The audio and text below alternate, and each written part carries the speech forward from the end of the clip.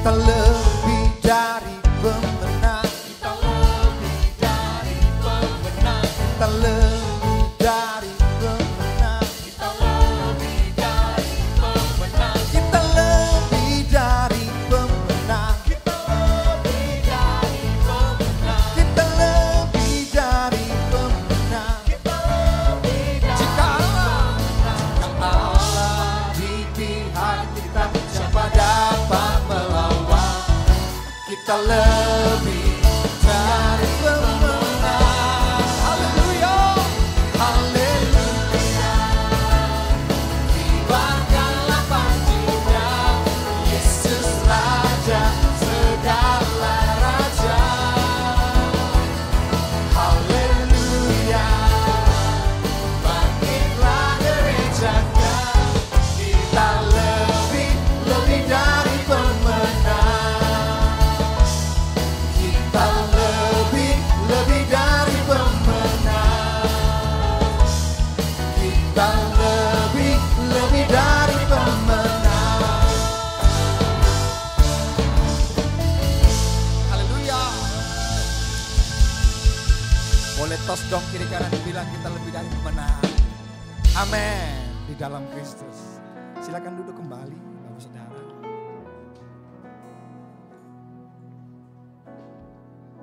Makasih Tuhan. Engkau ditinggikan di tempat ini, dimuliakan di tempat ini. Yesus Tuhan ditinggikan atas segala Allah, dimuliakan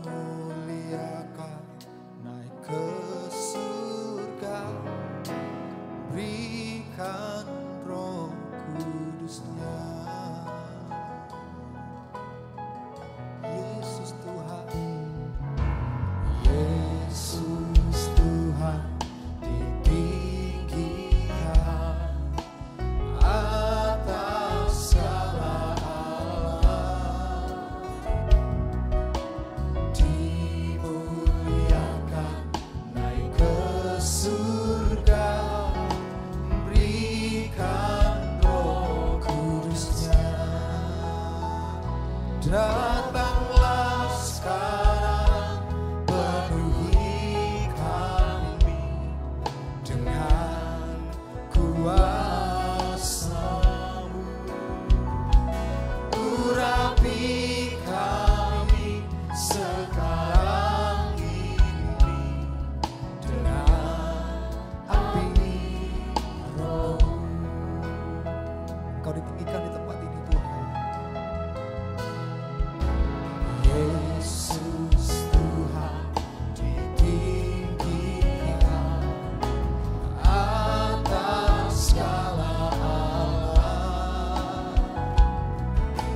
dimuliakan naik ke surga, berikan Roh Kudus-Nya. Datanglah, datanglah sekarang, penuhi kami dengan kuasa-Mu. Urapi kami sekarang ini dengan api Roh. Datanglah, datanglah sekarang, penuhi kami dengan kuasa-Mu. Urapi kami sekarang ini dengan api Roh. Roh Kudus,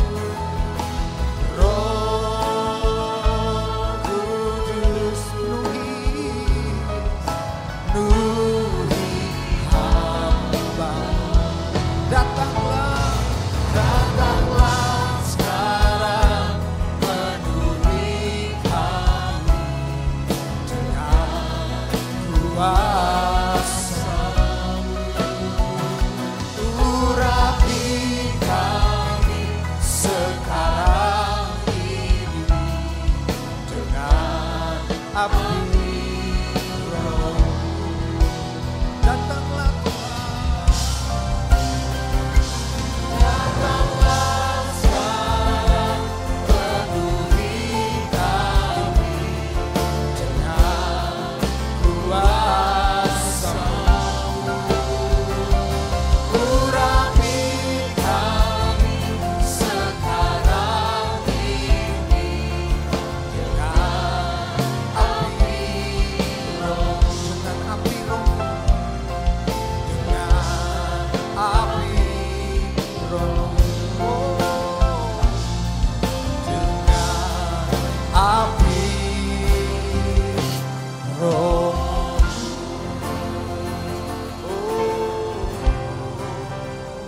Urapi kami Tuhan, penuhi setiap hati kami rindu lawatan-Mu Tuhan. Ya Roh Kudus, Allah Roh Kudus, Allah Roh Kudus, penuhi setiap kami. Urapilah Tuhan dengan urapan yang baru. Oh, haleluya. Kami menyembah-Mu, kami menyembah-Mu. Kami buka hati untuk lawatan-Mu Tuhan. Kami buka hati untuk jamahan-Mu. Yesus Tuhan, Yesus Tuhan. Haleluya.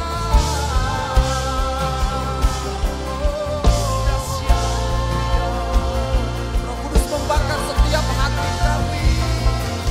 Oh, Yesus Tuhan. Haleluya. Penuhi Roh Kudus, Roh Allah. Tuhan, kami rindu Tuhan, dipenuhi. Oh, Roh Allah. Terima kasih Tuhan.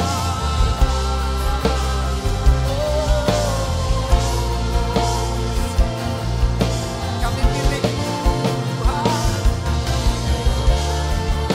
Yesus Tuhan, mulialah Tuhan, mulialah Yesus. Sepanjang hidup kami memuliakan Tuhan. Haleluya. Oh, haleluya. Mari makin berdiri Bapak Saudara sambil kita menyembah Tuhan. Yang terbaik untuk kemuliaan namanya. Roh Kudus melawat setiap hati kami. Kuasa-Mu melanda setiap kami Tuhan.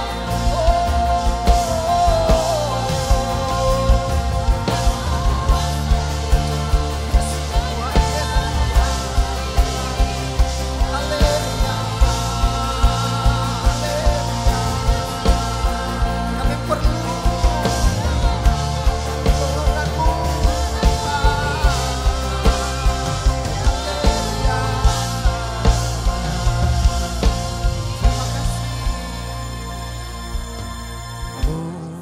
Mulia sembah Raja mulia bagi Yesus, puji hormat dan kuasa.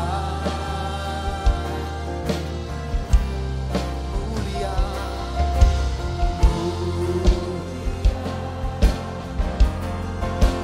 agung kerajaan-Nya dari surga, dari surga datang untuk senang umat-Nya.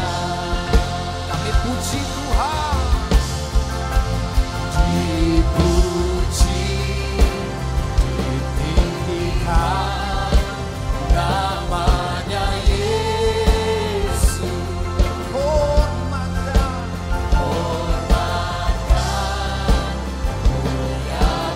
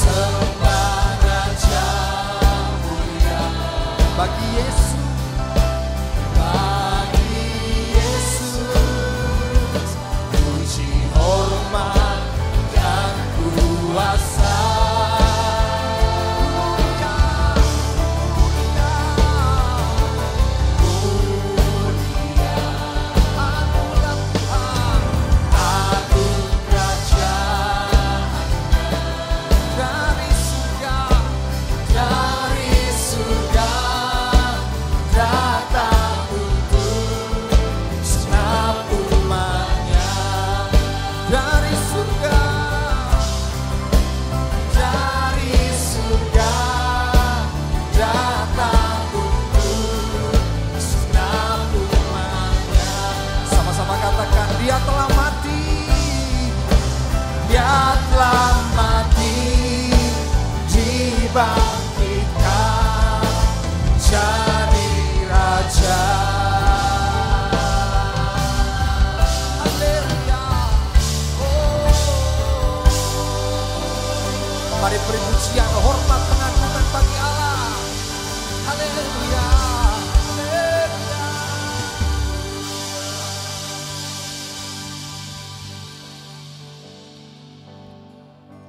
Haleluya, haleluya. Bapa di surga, kami bersyukur kepadamu. Karena Tuhan kami Yesus Kristus telah bangkit. Dan hari ini kami memperingati dia naik ke surga. Ketika dia dinaikkan, dia akan menarik bangsa-bangsa datang kepadanya. Demikian juga 287 juta jiwa Indonesia. Kami berdoa biar datang kepadamu. Terima kasih Tuhan Yesus. Kami ucapkan syukur juga Engkau yang telah naik. Engkau memberikan pemberian bagi gerejamu di Indonesia. Engkau akan mengangkat banyak rasul-rasul, nabi-nabi, penginjil-penginjil, gembala-gembala, dan guru-guru. Juga jemaat kami di Batam ini. Terima kasih Tuhan untuk pemimpin-pemimpin rohani kami.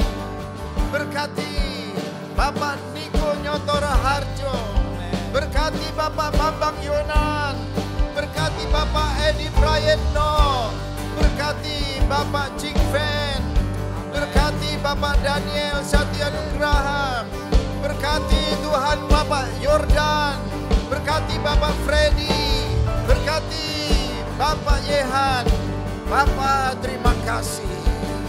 Semua bagi kemuliaan namamu, membawa banyak jiwa-jiwa untuk datang kepadamu. Terima kasih Engkau telah dinaikkan supaya kami semua jemaat diberkati, dilimpahi. Di dalam nama Tuhan Yesus kami berdoa.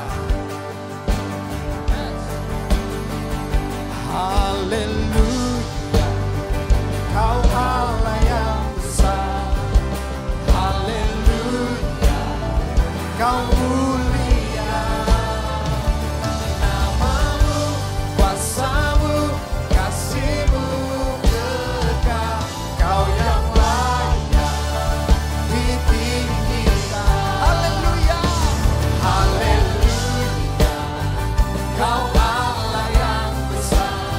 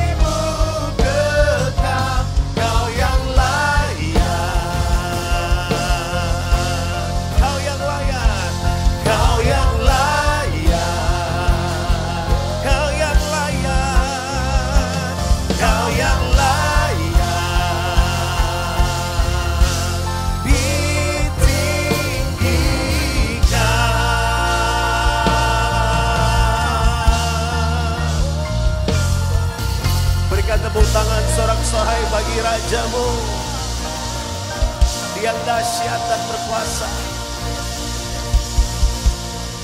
Bapak, sungguh kami bersyukur buat anugerah-Mu, buat kesempatan yang Kau beri.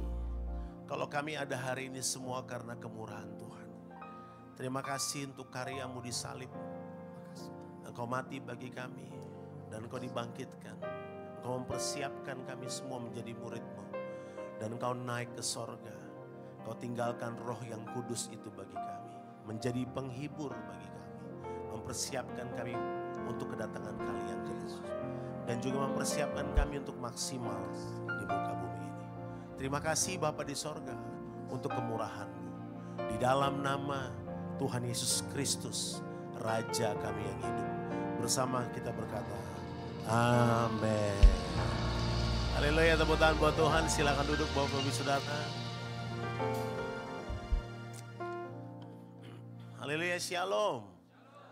Apa kabar saudara? Terima kasih Pak Gembala dan juga hamba-hamba Tuhan di tempat ini memberi saya kesempatan untuk melayani dan memberkati umat Tuhan. Saya percaya bahwa kita bersyukur karena begini saudara. Mungkin satu-satunya negara di dunia yang merayakan Ascension Day. Ascension itu kenaikan, ya, hari kenaikan. Di luar negeri orang cuek dengan hari kenaikan. Karena mereka tidak percaya Yesus bangkit dari kematian, apalagi naik ke sorga. Ya, jadi kita bersyukur kita tidak merayakan kenaikan Isa Al-Masih, tapi kita merayakan kenaikan Yesus Kristus Tuhan. Tepuk tangan buat dia. Karena Isa Al-Masih itu nabi saudara. Yesus bukan nabi, dia raja. Haleluya, dia raja. Makanya kemarin Paskah kita gak merayakan Easter. Sebab Easter tuh nama dewa. Lalu sebagai orang yang sudah dibenarkan, kita gak akan berkata Happy Easter. Tapi kita mengatakan Happy Passover. Passover artinya dia sudah lewati semua. And we celebrate the Resurrection Day. Hari kebangkitan. Kita gak rayakan Easter. Makanya gak ada hubungan Paskah dengan telur kan. Haleluya, tidak ada hubungan Paskah dengan kelinci, nggak ada. Paskah hanya korban Kristus, anak domba Allah. Ya, nah makanya hari ini kita rayakan siapa yang sudah naik ke sorga? Raja, Kristus itu adalah Raja. Sebab begini, berita kerajaan itu adalah berita lahirnya sang Raja. Nah makanya Yesus pernah bertanya kepada murid-muridnya, menurut kalian saya ini siapa? Tapi hanya Petrus yang berkata, engkau adalah Mesias. Penting sekali saudara pernyataan itu. Karena ini penyataan bukan pernyataan. Kalau pernyataan itu statement. Kalau penyataan itu adalah fakta Alkitab. Jadi waktu dikatakan dia adalah Mesias. Artinya Yesus adalah Raja di atas segala Raja. Jadi dia lahir sebagai Raja untuk saya dan saudara. Tapi memang kerajaan Allah itu adalah di upside down kingdom. Kerajaan yang terbalik dengan dunia ini. Sungsang. Gak sama cara berpikirnya. Cara bertindaknya, cara bergeraknya juga gak sama dengan dunia ini. Itu sebabnya kerajaan Allah itu perlu ada dalam kehidupan orang percaya. Nah kenaikan yang kita rayakan hari ini luar biasa. Yesus bangkit dari kematian. Dia mengajar murid-muridnya. Ya kan, murid-murid yang penakut itu. Ya kan, murid-muridnya penakut saudara. Karena mereka gak ada yang percaya bahwa Yesus bisa bangkit. Thomas berkata, dia gak percaya kalau dia belum melihat. Gak ada yang percaya bahwa dia bisa bangkit. Nah banyak orang berdebat sekarang di media sosial. Tuhan kok jadi manusia? Jawabannya sederhana. Dia Tuhan, dia mau jadi mobil juga bisa, namanya dia Tuhan. Tapi kalau Tuhan, tapi kalau manusia jangan pernah bermimpi jadi Tuhan. Tuhan saudara ajaib, amin. Dia mau jadi apa aja terserah dia Tuhan. Jadi gak usah diperdebatkan. Tuhan mau jadi manusia, itu hakikatnya. Dia Tuhan. Kita gak perlu memperdebatkan Kristus mau jadi apa aja. Dia Tuhan. Dia mau datang sebagai manusia menebus manusia yang berdosa. Makanya saudara, Tuhan tidak datang menebus dosa saudara. Dia datang menebus Anda dan saya dari dosa. Ingat baik-baik itu. Sebab dosa bukan produk kerajaan Allah. Dosa itu adalah hasil perbuatan jahat manusia. Tapi yang diciptakan serupa dan segambar menurut Kejadian 1 ayat 26 adalah manusia. Jadi yang ditebus adalah manusianya, bukan dosanya. Ketika manusia ditebus, dia punya kemampuan hidup tidak di dalam dosa lagi. Yohanes berkata begini, benih ilahi yang ada dalam diri kita memampukan kita untuk mampu tidak berbuat dosa lagi. Saudara, apa itu dosa? Dosa itu lebih dari sekedar perbuatan. Nah, orang berpikir dosa itu perbuatan. No, dosa itu perbudakan. Dosa itu perbudakan. Orang Israel diperbudak dengan penyembahan berhala selama 400 tahun di Mesir, saudara. Waktu mereka ditarik keluar dari Mesir menuju tanah perjanjian, kenapa mereka bersungut-sungut di padang gurun? Karena mereka nggak punya budaya penyembahan yang benar. Halo? Kenapa ada banyak orang komplain ketika di padang gurun? Karena dia nggak punya gaya hidupnya. Sepi. Terlambat, saudara. Saudara kalau nggak punya gaya hidup makan manis, dikasih makanan manis, saudara pasti agak. Saudara pikir ada yang savory nggak, yang lebih gurih gitu loh. Jangan yang terlalu manis. Sama, orang Israel nggak punya kebiasaan menyembah Tuhan selama 400 tahun. Mereka sudah mulai menyembah yang disembah orang Mesir. So waktu mereka came out from Egypt, apa yang mereka lakukan? Mereka komplain sama Musa. Kenapa kami dibawa ke sini? Lebih baik kami mau ada di mana? Di Mesir. Kenapa mereka nggak terbiasa menyembah Tuhan? Karena buat mereka, Tuhan yang mereka sembah selama 400 tahun adalah Tuhan dalam wujud penyembahan berhala. Ada wujudnya, ada patungnya. Tiba-tiba mereka hanya berjalan berdasarkan suara Tuhan kepada siapa? Musa. Nggak kelihatan secara fisik, nggak gampang. Makanya iman itu bukan karena apa yang kita lihat. Amin, saudaraku. Itu sebabnya penyembahan tidak bisa terjadi tanpa iman. Saudara menyembah karena iman. Saudara nggak bisa copot iman dari penyembahan. Iman tanpa penyembahan itu sama dengan saudaraku gini. Gereja tanpa Kristus. Saudara nggak melepaskan iman dari penyembahan. Mereka selama ini biasa menyembah patung lembu emas. Mereka menyembah hal-hal yang kelihatan secara fisik. Tiba-tiba jutaan orang dibawa keluar dari Mesir. Hanya karena Tuhan bilang sama Musa sampai kepada Firaun. Bahwa mereka harus dibebaskan, mereka harus menyembah aku. Kenapa? Karena dalam terjemahan King James berkata, they are my firstborn. Buah sulungnya Tuhan. Dia harus kembali. Nah 400 tahun dari satu generasi ke generasi berikutnya. Tidak pernah dia diceritakan bagaimana Tuhan yang hidup itu. Makanya ada banyak orang komplain di padang gurun dalam kehidupan, saudara. Karena mereka gak punya gaya hidup mesbah. Jadi waktu ngalami padang gurun, mereka gak tahu gimana jalan keluarnya. Itu sebabnya, kalau engkau hari ini di padang gurun, bersukacita. Kenapa Pak? Ya, sebab padang gurun adalah testing ground. Haleluya. Mau tahu bagaimana seorang itu berkualitas dalam memimpin? Kasih dia otoritas memimpin.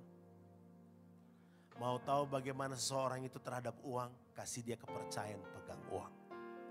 Mau tahu bagaimana seorang itu mencintai Tuhan atau tidak? Izinkan dia berjalan di padang gurun.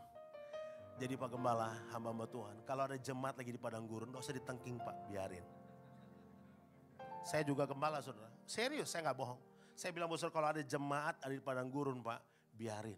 Supaya mereka ngalamin perjumpaan dengan Tuhan di padang gurun. Sebab saudara bukan anak-anak gampangan. Saudara milik Tuhan. Tuhan yang akan didik saudara di padang gurun. Saudara harus ketemu Tuhan, pribadi Tuhan. Bukan di hotel mewah. Bukan ketika depositomu penuh. Tapi engkau ketemu Tuhan di saat engkau tidak punya apa-apa. Engkau percaya Tuhan ada di situ. Amin. Kalau saudara di padang gurun didoakan gak apa-apa. Tapi gak usah ditengking. Semakin saudara tengking padang gurunnya makin luas. Jangan ditengking. Karena orang harus ngalamin. Supaya kelihatan. Saudara, odol Pepsodent yang warna putih itu kalau ditekan dari manapun gak pernah keluarnya close up. Setuju ya? Tetap Pepsodent yang putih. Anak Tuhan mau ditekan dari manapun harus give thanks. Give thanks with the grateful heart. Give thanks to the Holy One. Give thanks because He's given Jesus Christ, His Son. And now let the weak say, I am strong. Let the poor say, I am rich because of what the Lord has done for us. Everybody say, give thanks.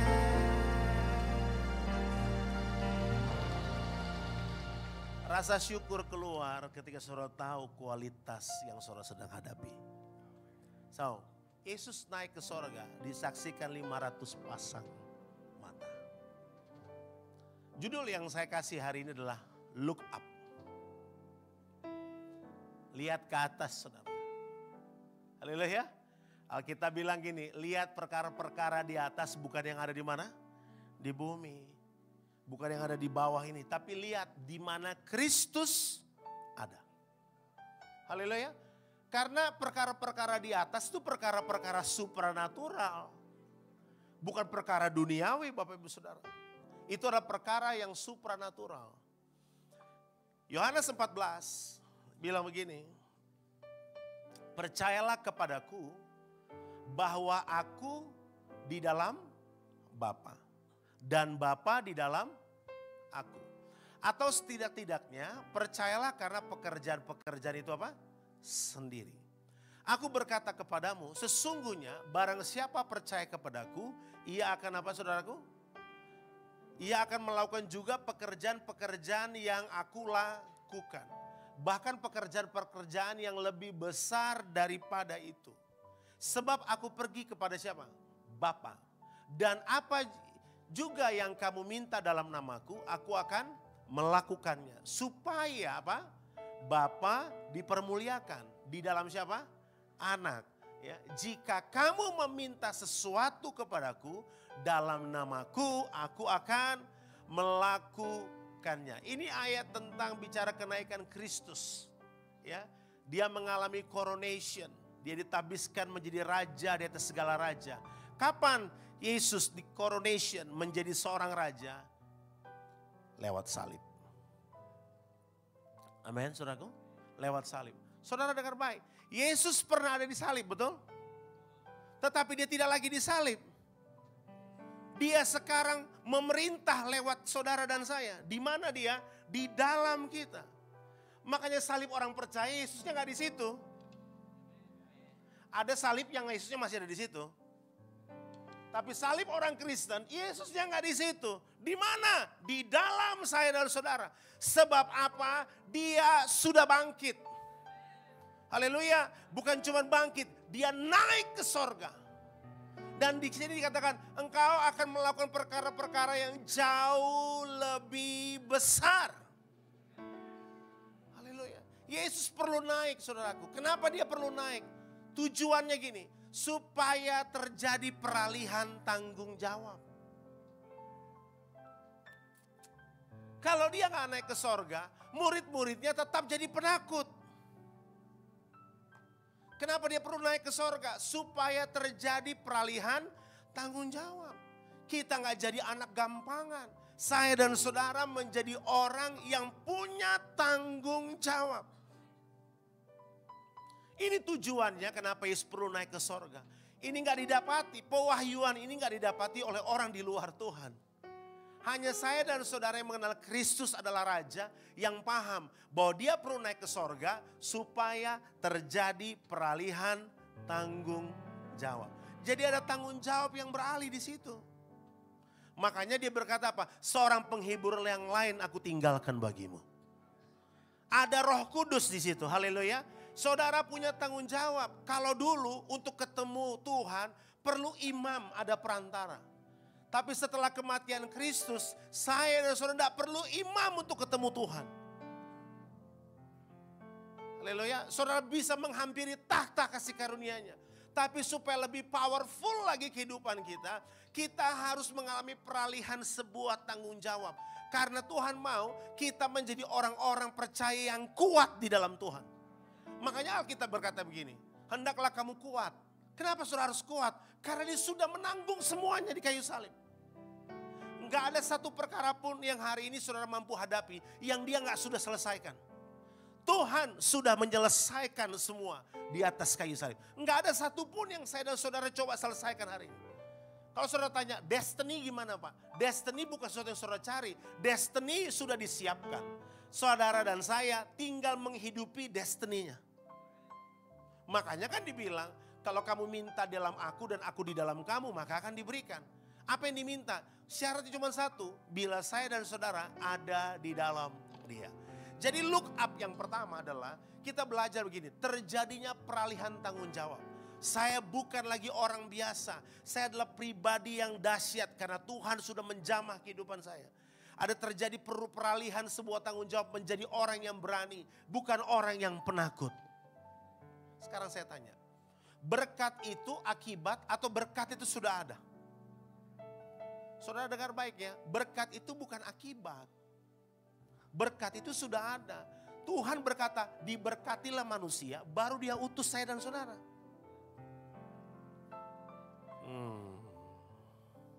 Shalom. Jadi kalau saya berdoa soal berkat, saya akan berkata, terima kasih Tuhan untuk berkat-Mu. Bukan Tuhan berkatilah saya. Tuhan sudah memberkati saudara. Kalau Tuhan tidak memberkati saudara, saudara nggak akan mungkin mampu bekerja hari ini. Sebab berkat bukan kepeng. Orang Batak bilang hepeng, tapi kami orang Indonesia bagian timur bilang kepeng. Orang Manado bilang doi. Berkat itu bukan uang saudara. Berkat adalah kemampuan, the ability to handle something. Itu berkat. Shalom.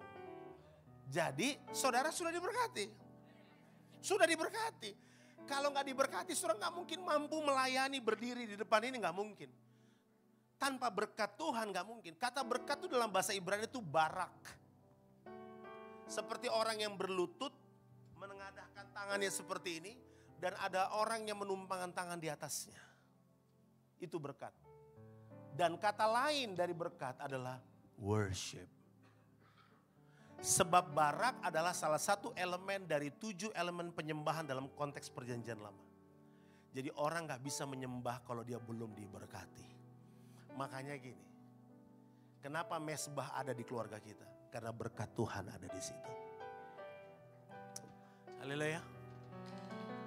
Saudara kalau tepuk tangan jangan setengah tiang. Ya. Ada berkat Tuhan di situ. Haleluya, ada berkat. Saudara tadi mampu main musik, nyanyi dengan baik, saudara menyembah. Because God is already bless you. He's already bless you. Ya, cuman kadang-kadang karena kita berpikir berkat itu wujud. Padahal berkat itu sesuatu yang spiritual. Efesus bilang gini, kamu akan menerima spiritual blessing. Berkat rohani. Kenapa ya Pak berkatnya rohani bukan jasmani? Karena peperanganmu peperangan rohani. Maka yang kamu terima adalah sesuatu yang spiritual juga. Jadi terjadi peralihan tanggung jawab. Maka yang kedua adalah gini, kenaikan Tuhan Yesus adalah pelimpahan kuasa otoritas. Dan kehendak Allah untuk tujuannya apa? Terlaksana. Apa itu doa saudaraku? Berdoa itu komunikasi. Tapi doa juga dan beriman itu bukan supaya apa yang saudara mau dijawab. Tapi doa itu adalah begini. Apa yang menjadi kehendak Tuhan terlaksana lewat saya dan saudara. Ini kuasa otoritasnya. Maka waktu dia naik itu disaksikan 500 pasang mata. Disaksikan oleh bangsa-bangsa. Dia naik ke sorga. Mereka berkumpul dengan bahasa yang berbeda satu dengan yang lainnya. Nggak ada satupun yang bahasanya sama. Mereka sudah tercerai-berai ke sana kemari. Mereka sudah hidup melalui pola pikirnya. Tapi hari itu setiap mata melihat dia naik ke sorga. Maka kalau ada satu kata yang disebut oleh semua bangsa sama. Kata itu adalah haleluya. Haleluya itu akar katanya halal. Jadi kalau dijamin halal itu dijamin haleluya. Ya, karena akar kata haleluya itu halal. Halal itu kan bahasa Timur Tengah. Itu bahasa Ibrani, halal. Halal itu artinya suci, kudus, tak bercacat. So when you worship, haleluya.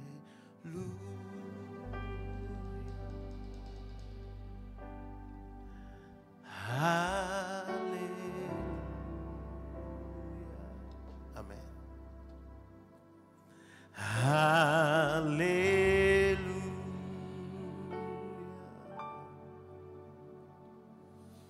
Haleluya. Amin. Waktu saudara ngomong haleluya, itu kuasa otoritas kerajaan Allah hadir di situ. Saudara gak sembarangan ngomong itu. Makanya dia bilang kenaikan Tuhan Yesus adalah pelimpahan. Dia melimpahkan kuasa otoritasnya buat saudara. Dia taruh kuasa otoritasnya. Supaya apa? Supaya saudara menjadi ahli waris. Saudara, bahaya terbesar pertumbuhan rohani Pak adalah orphan spirit. Roh yatim. Banyak anak muda tidak berkembang dalam pelayanan mereka. Karena apa? Orphan. Mereka ada di gereja, tapi mereka minder. Mereka gak punya keyakinan. Kenapa? Roh yatim menguasai mereka. Kenapa terjadi orphan spirit? Karena mereka gak punya gambaran Bapa di sorga lewat gambaran Bapaknya di rumah. Kapan anak-anak saudara melihat Tuhan lewat kehidupan orang tuanya di rumah? Generasi ini perlu contoh hidup. Ketika saudara berkata Tuhan itu baik, dia harus lihat contoh Tuhan baik itu lewat orang tuanya. Apa yang orang tuanya bangun di keluarga, apa yang orang tuanya hidupi, itu menjadi keyakinan mereka. So, kalau orphan spirit menguasai kita gak punya pertumbuhan yang maksimal dalam kehidupan kita. Makanya kenaikan Yesus adalah pelimpahan kuasa. Dunamos kata kuasa di situ. Kuasa otoritas. Ada satu kemampuan di mana Anda mampu bergerak. Karena apa? Roh kebangkitan itu sudah diberikan buat saudara. Ada spirit of resurrection di dalam diri kita. Makanya anak Tuhan itu tampil berbeda dengan dunia ini Bapak Ibu Saudara. So dia naik ke sorga supaya terjadi peralihan tanggung jawab. Tapi dia naik ke sorga juga saudara supaya terjadi pelimpahan kuasa otoritas. Makanya saudaraku, anak-anak Tuhan itu punya keberanian yang luar biasa. Amin saudaraku, ada satu kuasa otoritas. Karena dia percaya bahwa di dalam dia Kristus sudah mati. Dan bangkit untuk hidupnya. Dalam terjemahan bahasa Indonesia diberkata begini, bahwa Kristus ada di tengah-tengah kamu yang merupakan pengharapan akan kemuliaan. Tetapi dalam bahasa Inggris lebih jelas, dalam terjemahan aslinya juga sama. Christ in you. Dia enggak among us, tapi dia in you. Kenapa di dalam? Karena dia raja. Raja Kristus enggak sama dengan raja dunia. Raja dunia memerintah dari luar. Tapi raja kita memerintah dari dalam. Haleluya. Kalau saya berkata kepada saudara misalnya satu kata saja, Pak tepuk tangan. Saudara bisa tepuk tangan, tapi sifatnya saya enggak memerintah. Sifatnya apa? Sifatnya saya hanya menganjurkan. Tetapi kalau saya ada di dalam diri saudara, pemerintahannya nyata dalam diri kita. Nah kalau orang gak paham kerajaan Allah seperti apa, sederhananya gini, Tuhan memerintah di mana? Di dalam. Amin saudaraku. Tuhan memerintah di mana? Di dalam. Bukan di luar. Nah sekarang pertanyaannya, mengapa Yesus naik ke surga? Ya harus kita tanya, kenapa ya Yesus naik ke sorga? Yohanes 13 ayat 3 bilang begini, Yesus tahu bahwa Bapaknya telah menyerahkan segala sesuatu kepadanya. Dan bahwa ia datang dari Allah dan kembali kepada, ini mementahkan semua statement yang berkata Yesus itu bukan Tuhan. Halo. Dalam ilmu teologi ya, first translate first. Bible translate by the Bible. Jadi ayat diterjemahkan oleh ayat. Nah ketika orang lain berkata gini, Yesus bukan Tuhan. Ayat ini bilang gini, bahwa Bapanya telah menyerahkan segala sesuatu. Kepada siapa? Dan bahwa ia datang dari Allah dan kembali kepada. Jadi dalam ketritunggalannya, dia kembali kepada fungsinya. Dia kembali kepada siapa? Allah. Jadi kalau kenapa Yesus naik ke sorga? Karena memang tempatnya bukan di bumi. Haleluya. Pak, ada gak alasan kenapa kita harus menyembah Tuhan? Ada, harus saudara harus mengerti ini. Kenapa kita menyembah Tuhan? Pertama, karena dia bertahta. Kalau Yesus tidak ada di tahta, saudara gak bisa menyembah. Kok bisa begitu Pak?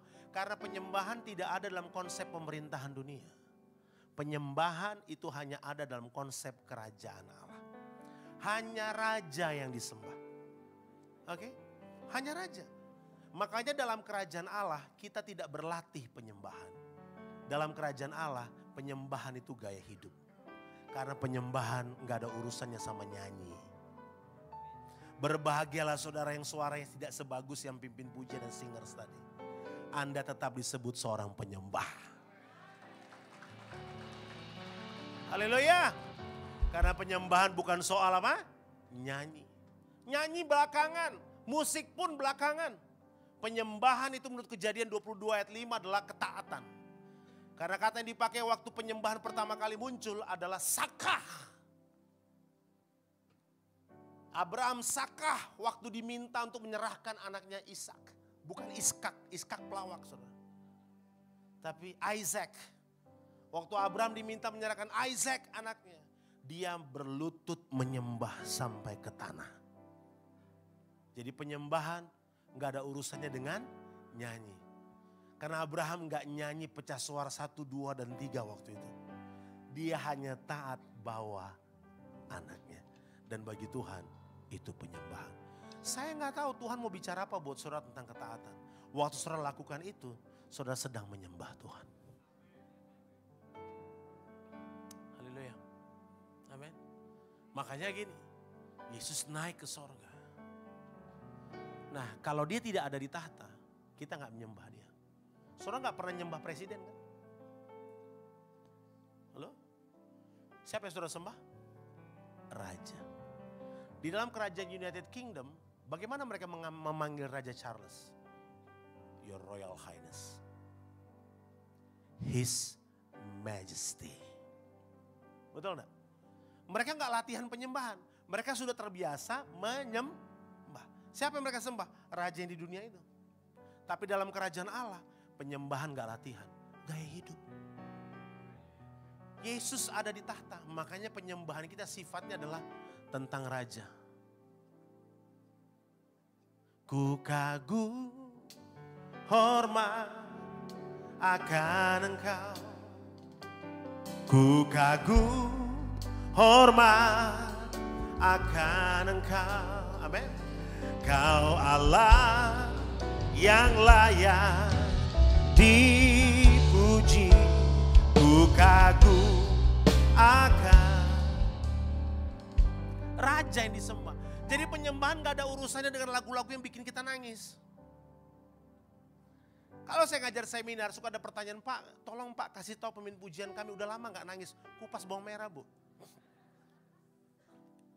Pak udah lama lo kita gak gemetar-gemetar lewat kuburan. Penyembahan gak ada urusannya dengan tangisan. Penyembahan urusannya dengan perubahan paradigma. Nangis banyak, semua air keluar dari gorong-gorong saudara. Tapi kalau hidup tidak berubah, karakter tidak berubah, itu bukan penyembahan.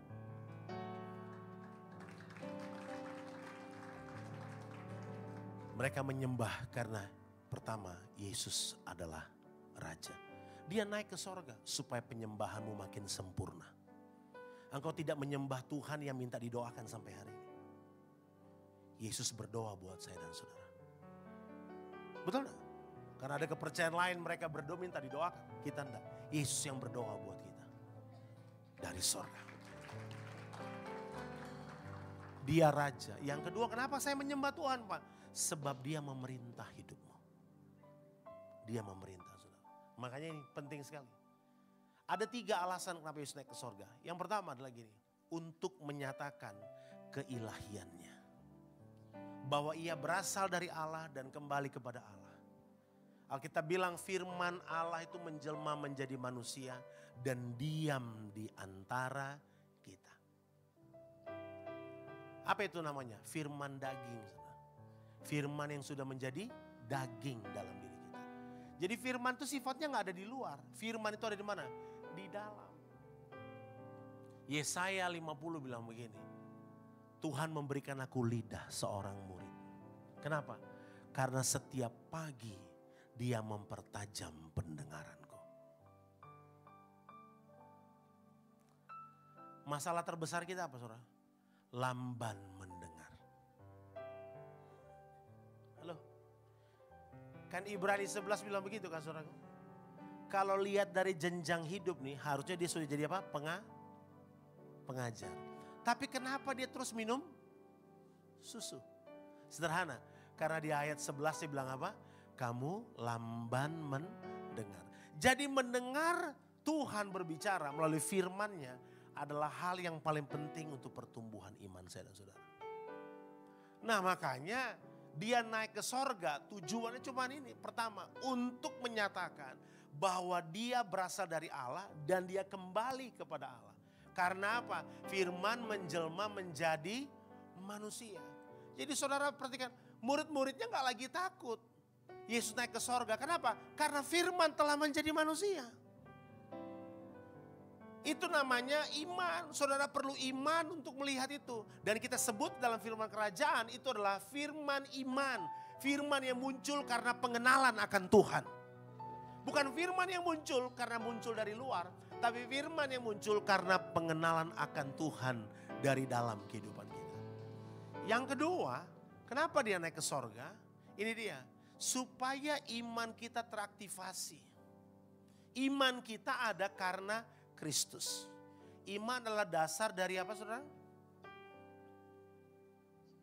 Kita harapkan dan bukti dari apa yang tidak kita lihat. Saya beritahu saudara, yang tidak saudara lihat bukan berarti tidak ada. Hanya belum kelihatan. Kemarin saya terbang dari Jakarta menuju ke tempat ini, ke Batam, saudara. Tiba-tiba di tengah berangkat dari Jakarta, bagus Pak cuacanya. Ya, bagus. Begitu naik saya masih bisa lihat rumah saya saya tinggal di Peak. Jadi saya masih bisa lihat, oh itu rumah saya di situ. Tapi tengah-tengah perjalanan tiba-tiba fasten your seat belt. Cuaca gelap. Gelap saudara. Gak lihat apa-apa. Tapi bukan berarti tidak ada. Apa yang belum kelihatan bukan berarti tidak ada. Karena tiba-tiba 5 menit kemudian cuacanya cerah sampai mendarat di Batam. Saudara ngerti maksudnya? Saudara lihat sesuatu hari ini mungkin gelap. Saudara lihat mungkin gak ada jawaban. Tapi waktu saudara terus jalani walaupun itu kelihatannya gak ada. Iman saudara akan membantu saudara melihat. Ada jalan di depan. Itu Yesus saudara. Makanya iman saudara harus teraktivasi. Kepada siapa? Kristus. Iman kita bukan kepada Kristus. Tapi iman kita di dalam Kristus. Kalau kepada Kristus saudara bisa kasih kepada siapa saja. Tapi kalau di dalam dia Anda gak punya pilihan. Enggak ada, saudara gak bisa membuat dasar iman saudara di dalam yang lain. Selain di dalam Kristus Yesus Tuhan. Jadi kalau saudara beriman, berimanlah kepada Kristus. Hidup saudara akan bertumbuh. Karena aku berkata kepadamu sesungguhnya barang siapa percaya kepadaku ia akan melakukan juga pekerjaan-pekerjaan yang aku lakukan. Bahkan pekerjaan yang lebih besar. Dan yang terakhir saudara yang ketiga, kenapa Yesus naik ke sorga? Untuk dimulainya era Roh Kudus. Haleluya. Nah, sekarang saya baru masuk ke inti khotbah untuk 50 menit ke depan. Haleluya, karena itu tadi masih pembukaan, Pak. Itu bonus soundtrack. Karena untuk dimulainya era Roh Kudus. Saudara harus tahu ya, kita nggak percaya oneness, kita percaya Tritunggal. Ya, bahwa Roh Kudus itu juga adalah Tuhan. Saudara harus hargai, saudara harus celebrate Holy Spirit as a God. Dia bukan pribadi yang berbeda, fungsinya berbeda, tapi dia satu. Dia adalah Tuhan.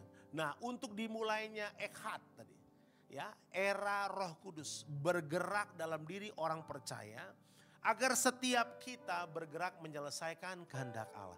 Jadi setelah Yesus naik ke sorga, saudaraku, manusia nggak akan mungkin punya kemampuan untuk menyelesaikan kehendak Allah kalau tidak ada roh penghibur di dalamnya. Kita butuh Roh Kudus kan untuk terjemahkan semua kan. Makanya saudara, Roh Kudus itu sifatnya apa? Mengingatkan. Tapi kalau saudara nggak pernah belajar sesuatu, apa yang mau diingatkan? Halo? Karena saudara belajar bersama dengan Tuhan, makanya firman terus dibaca saudara dan direnungkan. Amin. Alkitab itu jangan dibuka cuma hari Minggu. Saudara, sebelum saudara bekerja, dengar dulu suara yang punya hidup saudara. Bukan suara lambe tura dan lambe-lambe yang lain. Bukan suara TikTok, suara Instagram, suara WhatsApp. Bukan, karena mungkin sedikit saudara bangun, saudara lihat, mungkin ada berita yang gak enak akan mengganggu saudara. Tapi waktu saudara wake up in the morning, pertama yang saudara lakukan adalah mendengar suara Tuhan. Jadi waktu saudara nanti lihat berita, mungkin beritanya gak baik, filternya firman. Setuju? Roh Kudus akan ingatkan. Tapi kadang gak pernah baca firman, apa yang mau diingatkan? Gak ada.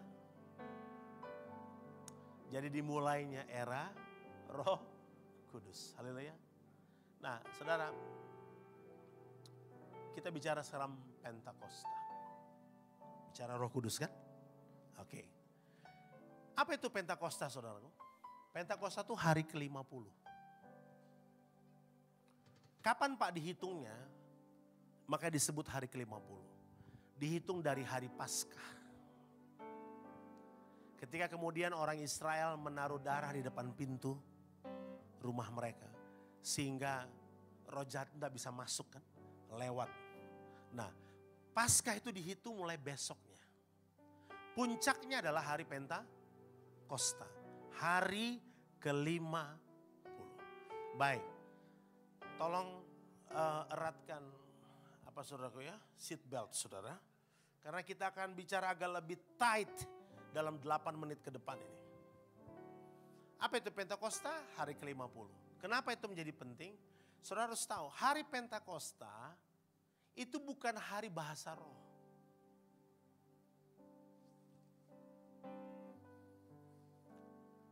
Sepi ya. Oke. Pelan-pelan. Saya akan menjelaskan buat saudara menurut Alkitab. Hari Pentakosta adalah hari di mana Tuhan memberikan the new covenant. Perjanjian baru. Beda dengan Mosaic covenant. Beda dengan Abrahamic covenant. Tapi kita ada dalam sebuah perjanjian yang disebut sebagai New Testament, New Covenant. Jadi waktu Pentakosta diberikan, kan Yesus naik ke sorga saudara ya. Disaksikan 500 pasang mata. Murid-murid berkumpul di loteng Yerusalem kan. Tapi sebenarnya saudara harus tahu kapan Pentakosta terjadi. Nah ini dia. Waktu Tuhan memberikan perjanjian baru. Bagaimana Pak? Karena begini, perjanjian baru, ide perjanjian baru. Ide daripada Christ in you the hope of glory. Itu tidak muncul di perjanjian baru Alkitab saudara. Ide itu sudah muncul di 4 nabi yang pertama. Yeskiel, Yeremia, Yesaya, dan Daniel. Tetapi dalam keempat kitab ini, hanya satu yang mendekati daripada semuanya lebih jelas untuk orang mengerti tentang Pentakosta itu sendiri. Jadi Pentakosta itu enggak terjadi di perjanjian baru saudara. Ide Pentakosta itu sudah ada dari perjanjian lama. Karena terbukti orang Israel gagal menjadikan Tuhan raja untuk mereka. Hari pertama di mana Tuhan berkata aku akan jadi raja buat kamu. Di hari itu juga orang Israel minta raja yang lain. Seperti menjadi bangsa-bangsa yang lain. Akhirnya orang Israel memilih raja sendiri. Namanya siapa? Saul. Saudara perhatikan. Sejak awal Tuhan bilang aku yang jadi raja buat kamu. Jadi sejak awal Tuhan sudah desain. Bangsa ini hanya akan dipimpin oleh Tuhan sendiri. Tetapi mereka menolak dipimpin oleh Tuhan. Mereka memilih raja lain untuk dipimpin. Terjadilah segala sesuatu yang tidak diinginkan itu. Nah, Yeremia 31, ini dia yang mendekati. Sesungguhnya akan datang waktunya, demikianlah firman Tuhan. Aku akan mengadakan perjanjian apa? Baru dengan kaum Israel dan kaum Yehuda. Bukan seperti perjanjian yang telah kuadakan dengan nenek moyang mereka. Berarti beda nih saudara, beda. Ya. Pada waktu aku memegang tangan mereka untuk membawa mereka keluar dari tanah Mesir. Perjanjianku itu telah mereka ingkari. Jadi waktu orang Israel dibawa keluar dari Mesir, mereka sudah mengingkari. Karena Tuhan bilang dia akan jadi raja, mereka gak mau. Meskipun aku menjadi tuan yang berkuasa atas mereka, demikianlah firman Tuhan. Tetapi beginilah perjanjian yang kuadakan dengan kaum Israel sesudah waktu itu. Demikianlah firman Tuhan. Perhatikan ini. Aku akan menaruh apa? Tauratku dalam batin mereka. Dan menuliskan dalam hati mereka. Maka aku menjadi apa?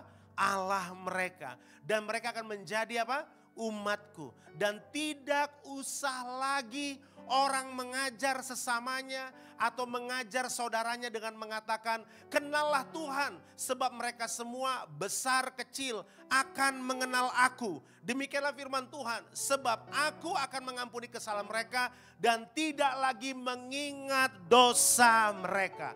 Jadi saudara dengar baik, firman Tuhan, ide perjanjian baru sudah muncul pertama kali di perjanjian lama. Karena sudah terbukti 10 hukum Taurat yang diberikan mereka langgar semua. Halo. Amin. Makanya Martin Luther memprotes surat pengampunan dosa. Halo. Saudara paham itu kan? Saudara gak perlu lagi imam untuk ketemu Tuhan. Gak perlu pendeta untuk doain anak buahmu yang kerasukan roh jahat. Halo? Saudara punya kuasa. Karena dia memimpin engkau dari dalam. Ini bukan Daniel Ray pasal 31. Ini Alkitab yang bilang. Pegang ayat ini saudara. Dia taruh di dalam kita. Kita gak lagi cari hamba-hamba Tuhan yang bisa bernubuat. Maju ke depan tapi bawa handphone sambil rekam. Haleluya. Norak saudara. Tuhan bicara buat saudara tidak perlu ada hamba Tuhan itu. Dia datang bicara buat saudara sifatnya peneguhan. Karena sebenarnya Tuhan sudah bicara secara pribadi. Hanya kita gak cukup peka untuk dengar Tuhan. Loh saudara ini firman, saudara gak bisa buang ini. Inilah Pentakosta. Jadi dia bilang gini, aku Tauratku udah gak lagi di 10 loh batu. Di mana saudara? Hati manusia. Haleluya. Amin saudaraku. Nah makanya gini. Apa yang kita rayakan? Inside out. Jadi Pentakosta itu apa Pak? Pentakosta itu adalah merayakan peradaban pemerintahan kerajaan Allah dalam diri manusia. Haleluya. Kerajaanmu datanglah, kehendakmu jadilah. Di mana? Makanya waktu murid-muridnya berdoa, dia bilang ajarkan bagaimana kami harus berdoa. Doa yang diajarkan adalah doa kerajaan. Saudara dan saya adalah raja-raja di muka bumi. Makanya dikatakan dia raja di atas segala raja. Haleluya. Amin. Dan firman Tuhan berkata dalam Habakuk bahwa bumi ini akan penuh dengan pengetahuan akan Allah. Apa itu? Kemuliaan. Makanya kemuliaan gak ada hubungannya dengan tepuk tangan. Kemuliaan itu dengan dua kata. Doksa dan kabot. Yang artinya apa? Kualitas ilahi. Orang lihat Tuhan waktu engkau bekerja. Orang lihat Tuhan dalam rumah tanggamu. Orang lihat Tuhan waktu anak-anak saudara berprestasi. Orang lihat Tuhan lewat hasil buah kehidupanmu. Itu yang namanya kemuliaan Tuhan. Jadi waktu kita berdoa, bumi penuh kemuliaan Allah. Kalau kemuliaan tepuk tangan berarti gini, bumi penuh dengan tepuk tangan. Nah, waktu bilang bumi penuh dengan kemuliaan Allah artinya gini, bumi dipenuhi dengan orang-orang yang menjadi perwakilan karakter Kristus di muka bumi. Siapa itu? Saudara. Haleluya, itu tujuannya dia naik ke sorga. Sedikit lagi, terjadi perubahan paradigma. Murid-murid jadi berani. Mereka mati martir loh saudara. Ada yang dipenggal, direbus hidup-hidup. Ditarik tangan dan kakinya, lepas anggota tubuhnya. Petrus mati dengan salib terbalik Quo Vadis. Kepala di bawah kaki dia. Dari mana keberanian itu saudara? Kalau Yesus gak naik ke sorga, kita pun gak punya nyali hidup di dunia ini. Kalau Yesus gak naik ke sorga, saudara gak mungkin punya nyali untuk nikmati tempe walaupun selama 1 bulan tempe terus. Saudara gak mungkin mampu bersyukur dengan kehidupan saudara. Kalau Yesus gak naik ke sorga, saudara gak mungkin baju keren hari ini. Kalau Yesus gak naik ke sorga, saudara gak mungkin rumah tanggamu nyaman hari ini. Yesus perlu naik ke sorga. Supaya saudara bisa menikmati semua apa yang Tuhan sediakan buat saudara. Murid-murid jadi pemberani. Mereka bukan lagi penakut. Mereka jadi orang yang berani bertahan dalam segala keadaan. Why? Dia naik. Saudara lihat ya. Dia bukan cuma bangkit. Dia bangkit saya dunia sudah heboh. Saudara. Mundur lagi. Dia lahir saya dunia udah heboh. Tambah dia mati. Iblis pikir, wah kalah loh. Tapi iblis ketipu. Justru salib adalah awal kemenangan. Amin. Salib adalah awal kemenangan. There is no glory without cross. Cross first and then glory. Dia bangkit heboh. Dia mengajar 40 hari. Apa yang diajar? Berita kerajaan. Setelah itu apa? Dia naik ke sorga. Murid-muridnya nggak ada yang nangis waktu dia. Ini nggak melepaskan sebuah kloter, saudara. Mereka bertepuk tangan. Haleluya, Jesus is alive. Mereka bertepuk tangan. Mereka bersuka cita sebab dia naik. Keberanian itu muncul. Kenapa saudara? Inilah yang saya nggak mungkin mampu lakukan. Pak Gembala, Pak Daniel dan hamba-hamba Tuhan sini nggak akan mungkin lakukan. Ini hanya Tuhan yang bisa lakukan. Ini yang membuat mereka mampu. Lalu ia membuka pikiran mereka. Sehingga mereka mengerti kitab suci. Siapa itu? Roh Kudus. Saudara, saudara mau khotbah sampai busa supraktif saudara habis sekalipun. Kalau memang Tuhan tidak membukakan saudara pewahyuan akan firman, Anda gak akan ngerti. Apa itu pewahyuan? Diberikan, diwahyukan, disingkapkan. Saudara gak akan paham, kenapa saya harus melayani Pak? Kenapa saya harus memberi? Kenapa saya harus mengampuni? Kalau saudara tidak disingkapkan oleh firman. Manusia siapapun, kerohanian setinggi apapun gak bisa lakukan ini. Selain Tuhan sendiri. Ia membuka pikiran. Hari ini saudara berdoa di hari kenaikan ini. Tuhan bukain pikiran saya. Ada banyak hal yang saya tanya, saya protes Tuhan. Kenapa kok keadaan saya seperti ini? Kenapa situasi saya seperti ini? Minta Tuhan bukakan pikiranmu. Jangan keras hati saudara, rendah hati. Minta Tuhan buka. Sehingga mereka mengerti kitab suci. Inilah yang membuat murid-muridnya berani. Lalu ini, penuhlah dengan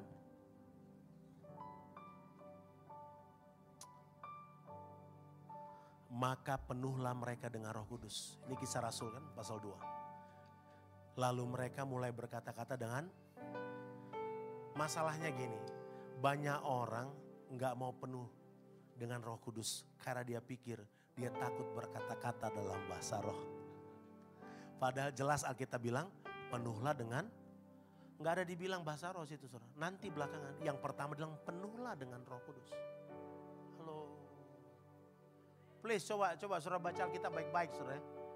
Nggak dibilang bahasa roh lah kamu. Enggak, dibilang apa? Penuhlah dengan Roh Kudus. That's a kind of different. Penuhlah dengan Roh Kudus. Apa artinya? Taurat yang sudah ditaruh. Itu firman. Saudara mau bahasa roh kayak apapun, tapi kalau nggak penuh dengan Roh Kudus sama aja. Emang bisa Pak? Bisa. Dia hidupnya tidak dipimpin oleh roh. Makanya pernyataan pertama Kisah Para Rasul dimulai dengan kata ini. Maka penuhlah mereka dengan, itu dulu pertama. Lalu mereka mulai berkata-kata dalam bahasa lain. Seperti yang diberikan oleh roh itu kepada mereka untuk mengatakannya. Orang tolak Roh Kudus hanya karena takut berkata-kata dalam bahasa roh. Namun harusnya kita belajar terima Roh Kudus dulu. Karena itu cara Tuhan memerintah. Haleluya.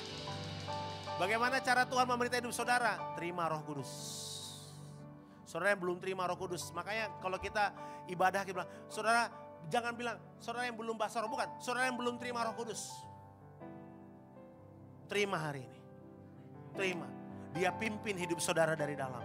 Karena cara satu-satunya Tuhan memimpin. Waktu dia naik ke sorga kan Tuhan bilangin, aku meninggalkan seorang penghibur yang lain bagimu. Tujuannya supaya apa? Supaya dari sorga Tuhan tetap bisa pimpin saudara di bumi ini. Dengan cara apa? Dari dalam Roh Kudus.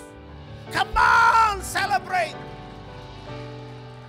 Dia gak tinggalin saudara. Dia taruh Roh Kudus supaya dia tetap bisa pimpin hidup saudara. Sekalipun saudara dianiaya, saudara difitnah, saudara dikata-katai, saudara dirugikan. Roh Kudus akan pimpin saudara. Dia dari sorga tetap melihat ada sebagai duta besar kerajaan Allah di muka bumi Batam ini. Dia gak tinggalkan saudara. Haleluya. Kenapa berkata-kata dalam bahasa lidah saudara? Bahkan terjemahan yang berkata lidah-lidah api lagi. Karena tanda orang dikuasai oleh Tuhan. Perlihatkan, kelihatan dari mana? Lidahnya. Saudara lidah ini kecil saudara. Ya kecil ya. Tapi ini pusat kendali hidup saudara. Jangan remehkan dengan yang kecil ini. Kapal pesiar itu besar, tapi kemudinya kecil. Gak mungkin sebesar kapal saudara. Ya kan? Kapal pesiar itu besar tapi kemudinya kecil. Kecil tapi bisa membawa saudara sampai ke tempat tujuan. Bisa juga membawa saudara keluar dari tujuan. Makanya bahasa lidah itu penting karena itu tanda orang dikuasai oleh Tuhan. Perhatikan lidahnya. Sebab kita semua bersalah dalam banyak hal. Barang siapa tidak bersalah dalam perkataannya, ia adalah orang sempurna yang dapat juga mengendalikan seluruh tubuhnya.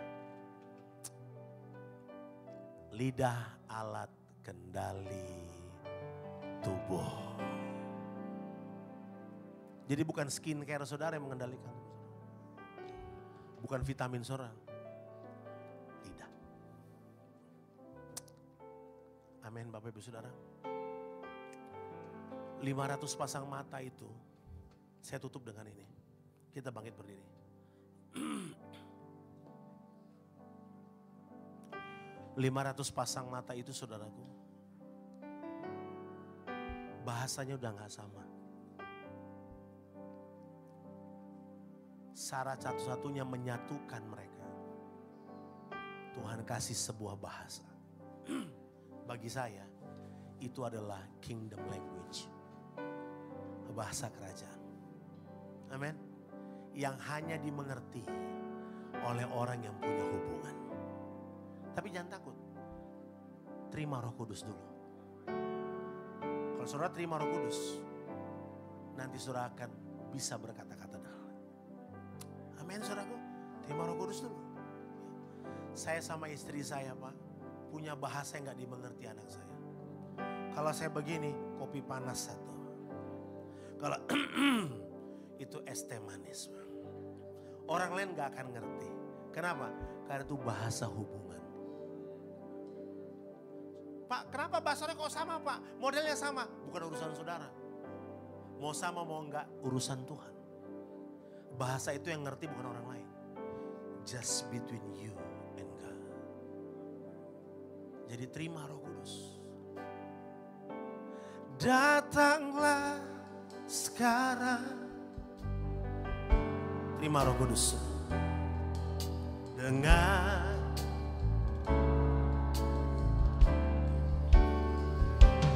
urapi kami sekarang ini dengan api Roh datanglah sekarang.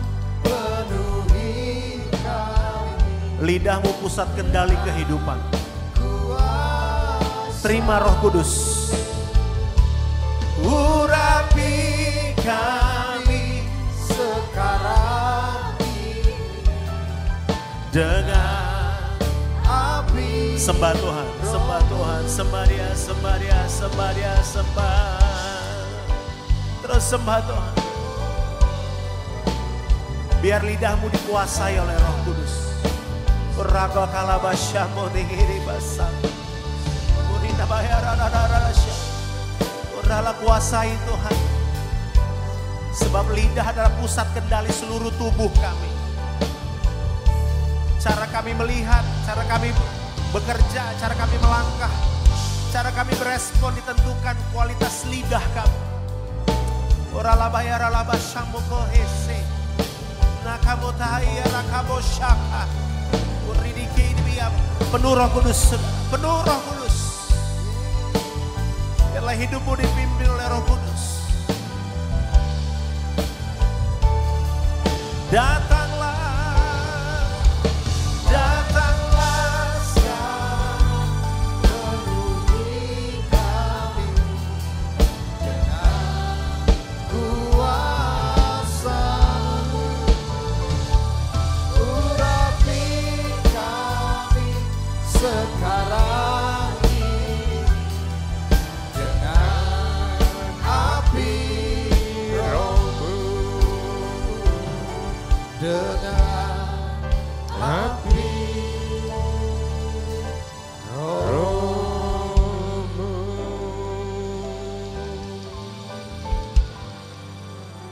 Betapa hati kami melimpah dengan ucapan syukur kepadamu ya Tuhan. Ya Roh Kudus, Engkau penolong kami, Engkau penghibur kami, Engkau kemampuan kami Tuhan. Terima kasih untuk ibadah yang sangat diberkati Tuhan ini. Terima kasih untuk pewahyuan, penyingkapan yang baru, yang membuka pikiran kami, dan membuat kami semakin mengerti. Oh terima kasih Tuhan, terima kasih. Terima kasih Roh Kudus. Kami mengasihi-Mu Tuhan. Kami menghormati-Mu Roh Kudus. Kami mau menyerahkan kendali atas hidup kami ini sepenuhnya. Pikiran kami, lidah kami, perkataan-perkataan kami, dan terlebih perbuatan kami. Kami mau Tuhan, Engkau pakai hidup kami untuk menjadi duta besar-Mu di muka bumi. Untuk menyatakan bahwa Kristus ada di dalam hidup kami. Amin. Dan hidup kami memberikan kemuliaan kepada Tuhan. Menyenangkan hati Tuhan. Terima kasih untuk Pastor Daniel Ray yang telah menjadi berkat yang istimewa bagi kami. Jemaat-Mu ini membuat kami bertumbuh di dalam pengenalan akan Kristus, akan firman, akan Roh Kudus. Tolong kami untuk terus bertumbuh Tuhan. Sampai kami penuh oleh Roh-Mu dan taat melakukan kehendak-Mu dengan setia. Terima kasih untuk ibadah ini Tuhan. Terima kasih. Biarlah Roh-Mu Tuhan terus memimpin setiap kami.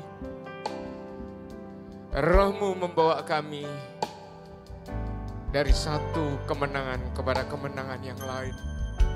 Membawa kami dari satu kemuliaan pada kemuliaan yang lain, Tuhan. Dan biarlah nama Tuhan semakin dipermuliakan. Bapa, kami akan pulang ke rumah kami masing-masing. Kiranya Engkau berkenan, Tuhan, untuk menyertai dan memberkati kami. Mari jemaat yang dikasihi Tuhan, siapkan hatimu dan terima dengan imanmu. Tuhan memberkati dan melindungimu. Tuhan menyinarimu dengan wajahnya dan memberimu kasih karunia. Tuhan menghadapkan wajahnya kepadamu dan memberikan damai sejahtera. Pulanglah, terimalah berkat yang terbaik berlimpah dari Allah Bapa. Kasih karunia demi kasih karunia Tuhan Yesus. Serta penyertaan, penghiburan, kekuatan oleh Roh Kudus menyertai saudara semua.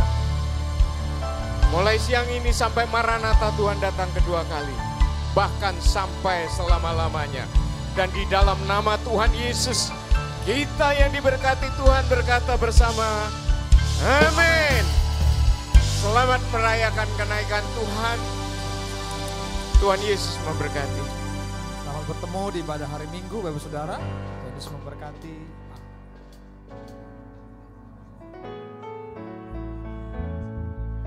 Jika Allah di pihak kita.